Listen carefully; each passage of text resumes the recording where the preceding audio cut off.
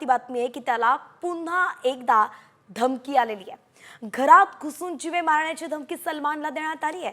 शिवाय सलमानची कार बॉम्बने उडवून देण्याची ही धमकी आहे। गेल्या अनेक वर्षांपासून सलमान खान आणि बिश्नोई गँगच्या मध्ये तणाव आहे। बिश्नोई गँगच्या रडारवरती सलमान खान आहे। गेल्या अनेक महिन्यांपासून अभिनेत्याला धमक्या सुद्धा मिळत आहेत आणि म्हणून त्याच्या सुरक्षेत सुद्धा वाढ करण्यात आली आहे। शिवाय सलमानला पुन्हा जीवे मारण्याची मात्र आता धमकी मिळाल्यानंतर सलमान खानला सतत मिळत असल्याच्या धमक्यांमुळे कुटुंबीय आणि चाहते चिंतेत आलेत।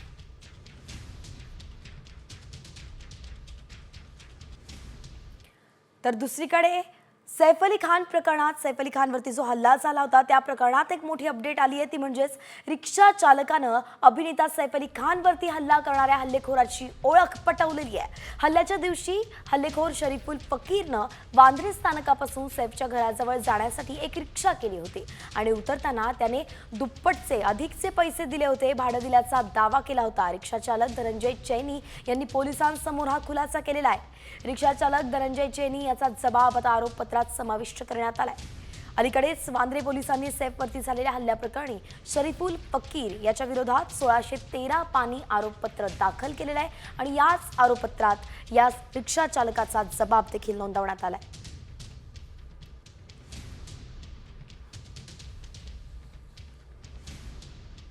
दरम्यान देशातील पंजाब नॅशनल बँक म्हणजेच पीएनबी घोटाळ्यातील फरार आरोपी आणि आर्थिक गुन्हेगार असलेल्या मेहुल चोक्सी संदर्भात सगळ्यात मोठी बातमी समोर आली आहे। ती म्हणजेच पीएनबी बँकेच्या कर्ज घोटाळ्यातील आरोपी आणि हा फरार हिरे व्यापारी मेहुल चोक्सीला बेल्जियममध्ये पोलिसांनी अटक केलेली आहे। मेहुल चोक्सीने पंजाब नॅशनल बँकेकडून 13,500 कोटी रुपयांचं कर्ज केलं होतं आणि त्याने घोटाळा केला होता आणि त्याला अटक टाळण्यासाठी तो भारतातून बेल्जियममध्ये पळून सुद्धा गेला होता। तिथेच तो त्याची पत्नी प्रीती चोक्सी सोबत अँटवर्पमध्ये राहत होता। मात्र आता पोलिसांनी त्याच्या मुसक्या आवळत त्याला बेड्या ठोकलेल्या आहेत। भारताच्या विनंतीनंतर बेल्जियममध्ये कारवाई करण्यात आली आहे। मेहुल चोक्सीवरती नेमकं काय आरोप होता आपण जरा सविस्तर पाहूयात। मेहुल चोक्सीचा पंजाब नॅशनल बँकेत 13,500 कोटींचा घोटाळा त्याने केल्याचा आरोप आहे। पीएनबीतील 2 कर्मचाऱ्यांसोबत 1.8 अब्ज डॉलर्सच्या कथित फसवणुकीत संगनमत केल्याचा संशय मेहुल चोक्सीवरती आहे। तर चोक्सीचा पुतळा नीरव मोदी यांनी सुद्धा या प्रकरणात आरोपी आहेत। अटक टाळण्यासाठी चोक्सी पुतळ्यासह जानेवारी 2018 मध्ये भारतातून पळून गेला होता, म्हणजेच नीरव मोदी सोबत भारतातून पळून गेला होता आणि त्यानंतर भारतातून पळून जाण्यासाठी 2017 मध्येच कॅरिबियन बेट अँटिग्वा आणि बार्बुडा इथे नागरिकत्व सुद्धा त्यांनी मिळवलं होतं।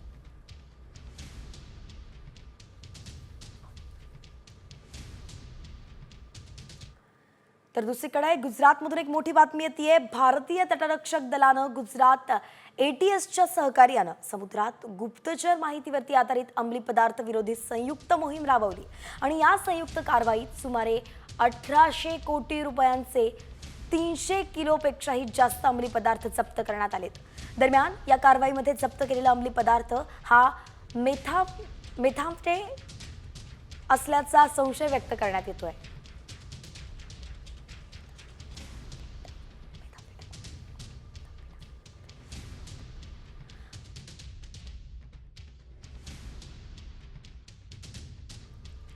पुढच्या बातमीकडे जिल्हा परिषदांच्या शाळांसह मराठी माध्यमांच्या शाळांमधील पटसंख्या ही दिवसेंदिवस कमी होतीये।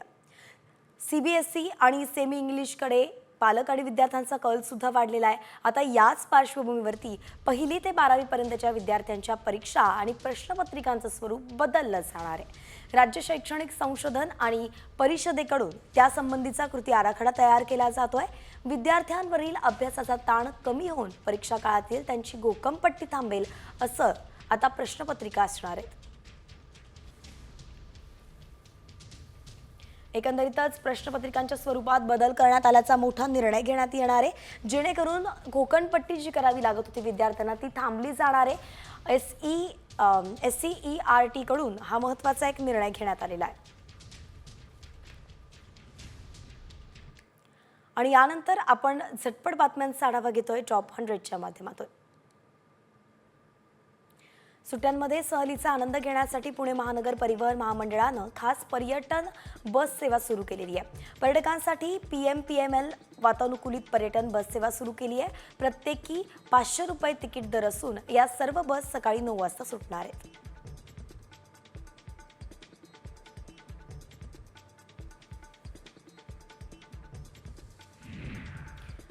उन्हाळ्याच्या सुट्ट्यांच्या पार्श्वभूमीवरती पश्चिम रेल्वेनं उधना दानापूर दरम्यान 2 फेऱ्यांची अनारक्षित विशेष गाडी चालवण्याची घोषणा केली आहे आणि त्यामुळे प्रवाशांना मोठा दिलासा मिळणार आहे। पश्चिम रेल्वेनं दिलेल्या माहितीनुसार विशेष गाडी 14 आणि 15 एप्रिलला सोडण्यात येईल।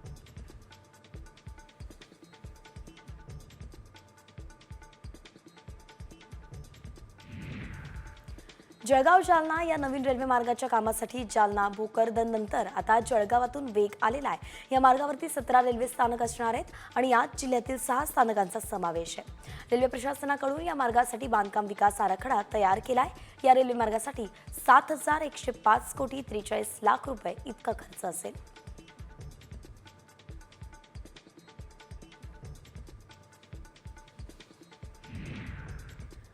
वाढत्या उकाड्यामुळे त्रस्त झालेल्या मुंबईकरांचा लोकल प्रवास आता अधिक कार्यगार होणार आहे। मध्य रेल्वेनं याबाबत महत्त्वाचा निर्णय घेतलेला आहे। बुधवारपासून 80 AC लोकल फेऱ्या चालवण्यात येणार आहेत, तर मध्य रेल्वेवरती वाढीव 14 AC लोकल सुरू करण्यात येतील आणि त्यामुळे 16 एप्रिल नंतर AC लोकल फेऱ्यांची संख्या 66 वरून 80 होईल।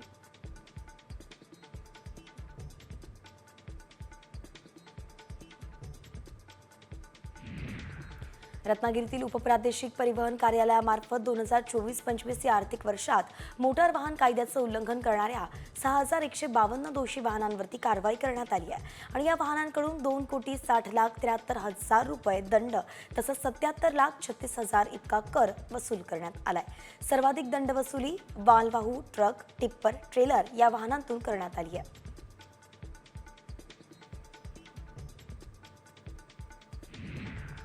पुण्यातील धर्मादाय रुग्णालयांची माहिती उपलब्ध करून देणारं संकेतस्थळ गेल्या 2 ते 3 दिवसांपासून बंद आहे आणि यामुळे गरजू आणि निर्धन रुग्णांना सवलतीच्या दरात उपचार मिळण्यास अडचणी येतात। संकेतस्थळ बंद असल्यानं किती खाटा उपलब्ध आहेत याची माहिती मिळणं कठीण झालंय।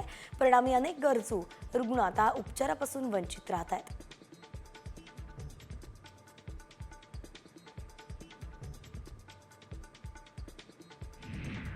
राज्य सरकारच्या आर्थिक अडचणींमुळे राष्ट्रीय आरोग्य अभियानांतर्गत कार्यरत 34,500 आरोग्य कर्मचाऱ्यांचं गेल्या 3 महिन्यांचं वेतन रखडलेलं आहे आणि त्यामुळे तत्काळ वेतन न दिल्यास कामबंद आंदोलनाचा इशारा कर्मचाऱ्यांनी सरकारला दिलाय। परिणामी राज्यातील सार्वजनिक आरोग्य व्यवस्था ठप्प होण्याची शक्यता आहे।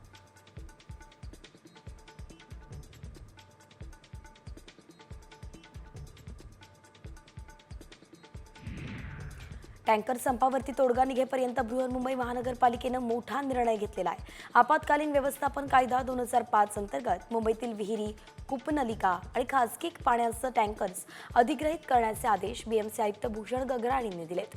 मुंबईत पाण्याची टंचाई जाणवू नये यासाठी विशेषतः उन्हाळ्यात पाणी पुरवठा सुरळीत राहावा यासाठी हा निर्णय घेण्यात आलेला आहे।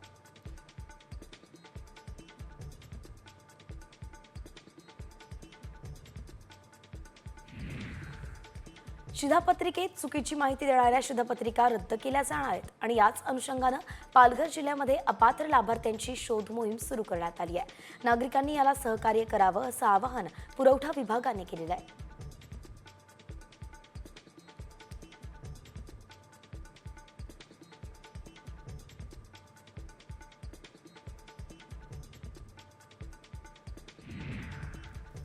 आणि एक मोठी बातमी आपण सध्या पाहतोय।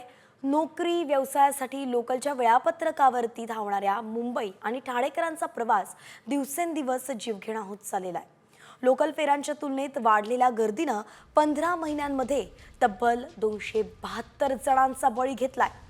त्यात पुरुष प्रवाशांच्या मृत्यूचं प्रमाण जास्त आहे। गर्दीमुळे प्रवाशांचे बळी जात असताना त्याहून अधिक रेल्वे रूळ ओलांडताना सुद्धा प्रवासी मृत्यूच्या दाढेत जात असल्याचं समोर आलेलं आहे। एकंदरीतच आकडा अतिशय मोठा आहे। गर्दीचे 272 बळी मुंबईमध्ये गेले आहेत। लोकल प्रवासात किती प्रवाशांचा मृत्यू झालाय जरा सविस्तरपणे पाहूयात।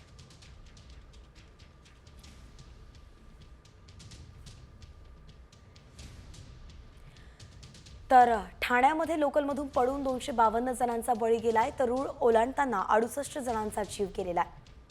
2024 मधली ही आपण आकडेवारी पाहतोय तर डोंबिवलीमध्ये लोकलमधून पडून 54 जण आणि रूळ ओलांडताना 39 जणांचा बळी गेलाय। कल्याणमध्ये लोकलमधून पडून 204 जण तर रूळ ओलांडताना 216चा आकडा आहे। ठाण्यामध्ये आता आपण पाहतोय जानेवारी ते मार्च 2025 दरम्यान लोकलमधून पडून 44 जण तर रूळ ओलांडताना 14 जणांचा मृत्यू झालेला आहे। डोंबिवलीमध्ये लोकलमधून पडून 14 जणांचा रूळ ओलांडताना 7 जणांचा जानेवारी ते मार्च 2025 दरम्यान मृत्यू झालाय आणि याच काळात कल्याणमधून लोकलमधून पडून 24 जण रूळ ओलांडताना 28 जणांचा मृत्यू झालाय। त्यामुळे लोकलने प्रवास करताना आपल्या जीवाची खात्री करणं गरजेचं आहे, खबरदारी करणं गरजेचं आहे, कारण की गर्दीच्या ठिकाणी असे अनुचित प्रकार घडू नये आणि आपल्यावरती हे संकट कोसळू नये ही आपलीच जबाबदारी आहे। यानंतर पुढच्या बातमीकडे वळतोय। थेट पुण्यात आपण जातोय।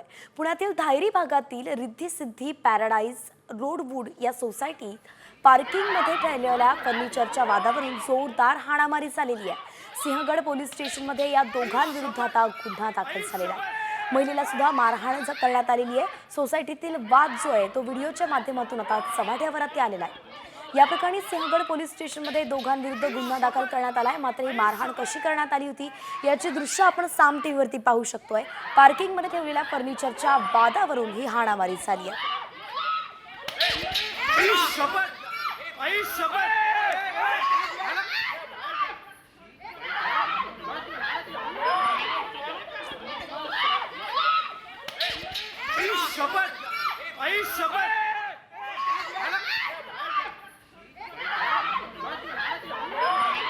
सागर आव्हाड आपले प्रतिनिधी आपल्या सोबत जोडलेले। सागर, अतिशय धक्कादायक अशी संपूर्ण दृश्य आहे। महिलांनाही मारहाण करण्यात आलेली आहे, याची सविस्तर अपडेट काय समोर येते, कारवाई कशी केली जाणार?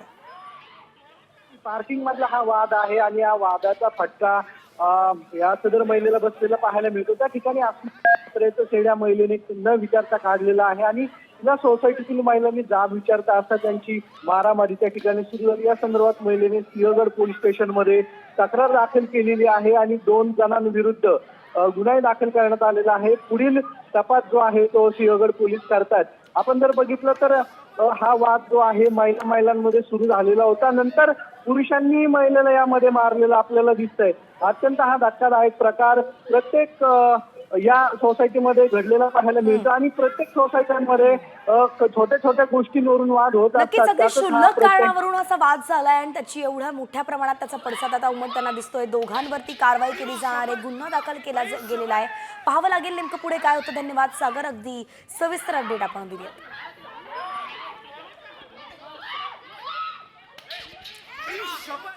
आणि यानंतर पुन्हा बातम्यांचा वेगवान आढावा। स्त्री शिक्षणाबाबत खासदार उदयनराजेंनी केलेल्या विधानावरून वकील गुणरत्न सदावर्तींनी जोरदार टीका केली आहे। इतिहासाचा दाखला देण्यासाठी अभ्यास करावा लागतो असं म्हणत सदावर्तींनी उदयनराजेंवरती हल्लाबोल केला। तर उदयनराजेंनी इतिहास समजून सांगावा अन्यथा माफी मागावी असं सदावर्ती म्हणाले।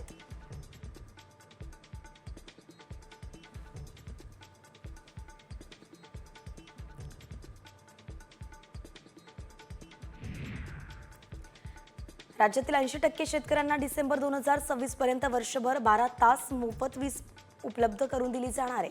मुख्यमंत्री देवेंद्र फडणवीसांनी वर्ध्यातील आर्वी इथे ही मोठी घोषणा केली आहे। शिवाय येत्या 5 वर्षांत राज्यातील सामान्य नागरिकांचं वीज बिल सुद्धा दरवर्षी कमी होईल असं ते म्हणाले।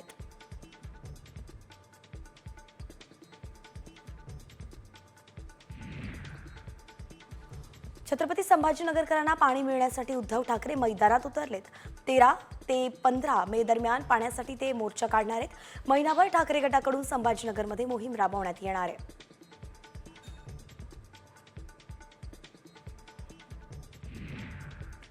राज्याला गारपिटीसह अवकाळी पावसाचा तडाखा बसलाय।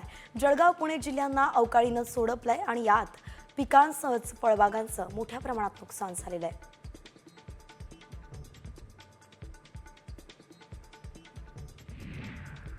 वाशिममध्ये खामगाव परिसरामध्ये नाला अनेक दिवसांपासून तुंबलेला आहे। त्यामुळे नाल्याचं पाणी नागरिकांच्या अंगणात जात आहे। पाण्यामुळे मोठ्या प्रमाणात दुर्गंधी पसरली आहे आणि याबाबत परिसरातील नागरिकांनी नगरपालिकेकडे कळवून सुद्धा नगरपालिका प्रशासन दुर्लक्ष करत असल्याचा आरोप आहे।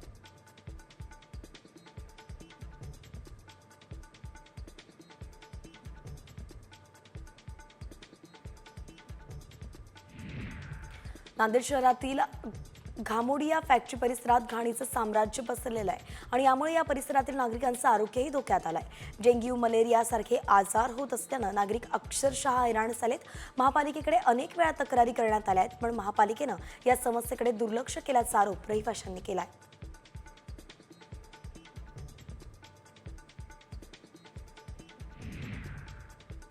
हिंगोली जिल्ह्यात एप्रिलमध्ये भीषण पाणी टंचाईचं संकट ओढावलंय। पिण्याच्या पाण्याचा प्रश्न कायमस्वरूपी मिटावा यासाठी अनेक योजना राबवल्या आहेत, मात्र आजही जिल्ह्यातील 150 गावं पिण्याच्या पाण्याच्या घोटासाठी सुद्धा भटकंती करतायत।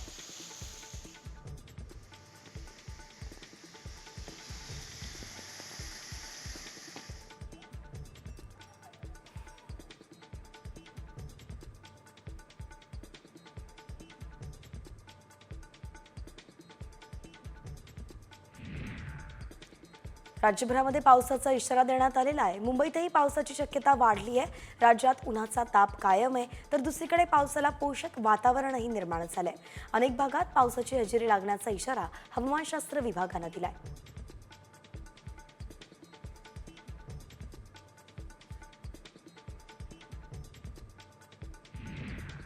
मुरबाड तालुक्यात गारपिटीसह झालेल्या मुसळधार पावसानं हजेरी लावलेली आहे। आंबा पिकासह भाजीपाला, कडधान्य पिकाचं मोठं नुकसान झालंय। अचानक आलेल्या या पावसामुळे नागरिकांची तारांबळ उडाली आहे। शिवाय काढणीला आलेलं आंबा पीकही खराब होण्याची शक्यता आहे।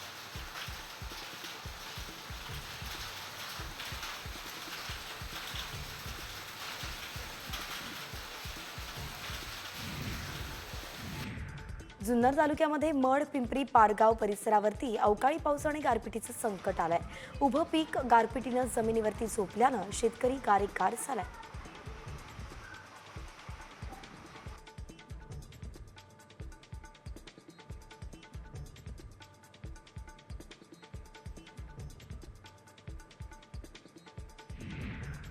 राज्यात पावसाळी वातावरण असलं तरी उन्हाचा चटका कायम आहे। काही कालावधीसाठी पाऊस पडल्यानंतर तापमानात घट होत असली तरी त्यानंतर पुन्हा तापमानात वाढ होते। बहुतांश भागामध्ये तापमानाचा पारा अजूनही 40 अंशांवरतीच आहे, तर किनारपट्टीवरील तापमानात मात्र काही दिवसांपासून घट झाली असून ही घट गेल्या काही दिवसांपासून तशीच आहे।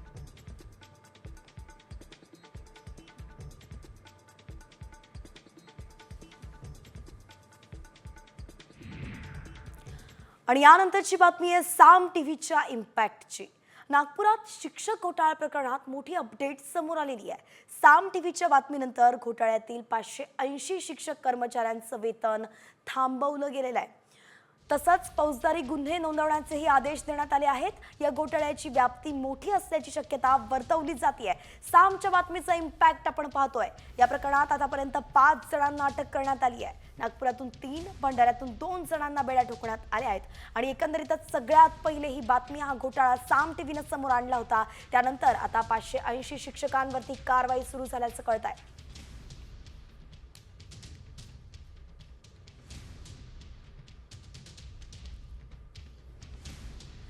पण महत्त्वाचा प्रश्न आहे की हा घोटाळा कसा केला गेला आणि यामध्ये किती शिक्षक बोगस आहेत।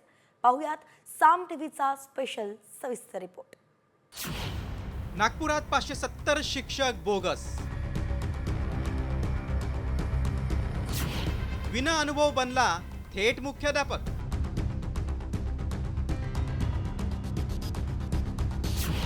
मंत्रालयातील अहवालाचं घोटाळ्यावर बोट।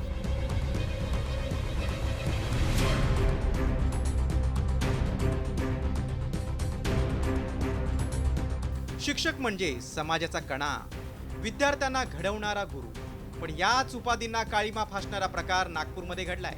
नागपूरमध्ये पराग नानाची पुणकेनं कुठलाच अनुभव नसताना शिक्षण विभागाच्या संगनमतानं थेट मुख्याध्यापक पद पटकावल्याचं उघड झालं आणि एकच खळबळ उडाली। मात्र हा घोटाळा कसा केला पाहूया। बोगस कागदपत्रांच्या आधारे मुख्याध्यापक पदास मंजुरी। शिक्षक पदाचा अनुभव नसताना मिळवलं थेट मुख्याध्यापक पद। नागपुरातील शाळेत शिक्षक असल्याची बोगस कागदपत्र बनवली। आर्थिक व्यवहारातून भंडाऱ्यात मुख्याध्यापकपदी नियुक्ती झाली। जिल्हा परिषदेच्या शिक्षण विभागातील अधिकारी आणि वेतन पदक अधीक्षकांचा घोटाळ्यात सहभाग होता। हे प्रकरण समोर आल्यानंतर पोलिसांनी पुणके आणि शिक्षण उपसंचालक उल्हास नरडच्या मुसक्या आवळल्या। ज्या शाळेने त्या अनुषंगाने प्रस्ताव गेलेला होता त्या शाळेने सुद्धा त्याच वेळेस त्यांना कळवलेलं होतं। डेप्युटी डायरेक्टरना त्यासंबंधी पत्रव्यवहार केलेला होता. हे कागदपत्र बोगस आहेत आणि त्या ठिकाणी आपल्याला त्यांच्यावरती कारवाई करावी लागेल हे त्या ठिकाणी रेकॉर्डवर असतानासुद्धा डेप्युटी डायरेक्टर यांनी त्यांना ते जे काय शालार्थ ID इश्यू केलेले आहे त्याच्या अनुषंगाने आपण त्या ठिकाणी जे तत्काळ डेप्युटी डायरेक्टर नरड आणि जो मुख्याध्यापक आहे पुंडगे यांना आपण रात्री या ठिकाणी अटक केलेलं आहे. हे प्रकरण फक्त पराग पुणके पुरतंच मर्यादित नाही, तर या घोटाळ्याची व्याप्ती मोठी आहे. नागपुरात तब्बल 570 शिक्षक आणि शिक्षकेतर कर्मचारी बोगस असल्याचं मंत्रालयातील अहवालातून उघड झाले. तर या प्रकरणात 100 ते 200 कोटींचा आर्थिक व्यवहार झाल्याचं म्हटलं जातं. त्या सगळ्यांचा जो तपास आहे तो पोलीस करणार आहे. त्यामुळे मोठा घोटाळा या सगळ्या संदर्भातून बोगस शिक्षक भरती किंवा शालार्थ ID तयार करून जो पैसे उचलण्याचा धंदा सुरू होता त्याला आता कुठंतरी पोलिसांच्या कारवाईनंतर नक्कीच वचक बसणार आहे. त्यामुळे या प्रकरणाची SIT मार्फत चौकशी करण्याची मागणी होते. बदमाश संस्था चालक आहे, शिक्षणाधिकारी आहे, शिक्षण उपसंचालक आहे, वेतन पथक अधीक्षक आहे आणि त्यांच्या कार्यालयातले अधिकारी आणि कर्मचारी आहेत. या सर्वांचं हे षडयंत्र आहे. एक प्रकारचे शिक्षण क्षेत्रातले डाकूच आहेत. त्यामुळे यांना जर सरळ करायचं असेल तर SIT शिवाय गत्यंतर नाही. शिक्षणाधिकारी आणि जो ID जनरेट करतो तिथपर्यंत सगळा प्रवास जो असतो त्या फायलीचा तो खालून असतो आणि डेप्युटी डायरेक्टरपर्यंत केवळ तो त्या पगार सुरू करण्यापुरतीच त्याच्याकडे तो प्रस्ताव जातो आणि त्यामध्ये जर अशा प्रकारे काही झालं असेल तर या खालवर जे काही सगळे जो कोणी इन्व्हॉल्व असेल त्याच्यावरती कारवाई झाली पाहिजे. त्याला कोणी वाचता कामा नये. याआधी TET परीक्षेत असाच शिक्षक भरती घोटाळा उघड झाला होता. मात्र आता थेट शिक्षण विभागाचे प्रधान सचिव, शिक्षण आयुक्त आणि शिक्षण उपसंचालक यांना घोटाळ्याची कल्पना असतानाही त्यांनी पराग पुणकेला अभय का दिलं? या घोटाळ्याची व्याप्ती फक्त नागपूरपुरती आहे की याची पाळमुळं महाराष्ट्रभर पसरली आहेत त्याचाही शोध घेण्याची गरज आहे. मात्र सरकार या प्रकरणाची सखोल चौकशी करून सत्य बाहेर आणणार की हे प्रकरण दडपलं जाणार याकडे राज्याचं लक्ष लागलं. पराग ढोबळेसह ब्युरो रिपोर्ट, साम TV न्यूज, नागपूर.